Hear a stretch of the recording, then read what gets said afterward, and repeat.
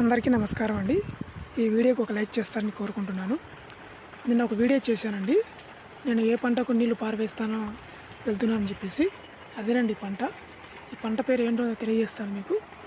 నిన్న రైతు భరోసా కేంద్రానికి వెళ్ళానండి. యూరియా వచ్చింది. యూరియా వచ్చిందో లేదో రైతులందరూ మేఘాల మీద వచ్చేసి పట్టేసుకొని వెళ్ళిపోయారండి. సో యూరియా అనేది చాలా కొరత ఉందండి. ఎందుకంటే బయట మార్కెట్లో మినిమం 450 నుంచి ఒక బస్తా 500 రూపాయలు అమ్ముతున్నారు. అందువల్ల ఇప్పుడు రైతు భరోసా కేంద్రంలో వచ్చేసి మనకు 273 రూపాయలు ఎంత ఉంది.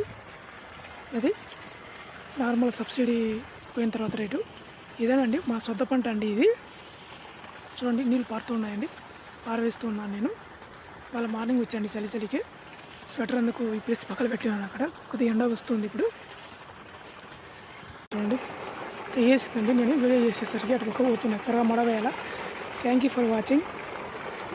రేపు వీడియోలో మళ్ళీ కలుసుకుందామండి. నేను ఏ పంట పెట్టిపోతున్నాను, అటు పక్క ట్రాక్టర్లో సేద్యం కొట్టించినాను కదా, రేపు వీడియోలో చేస్తానండి. ఈ వీడియోకి లైక్ చేయండి, సబ్స్క్రైబ్ చేసుకోండి. థ్యాంక్ యూ ఫర్ వాచింగ్ అండి.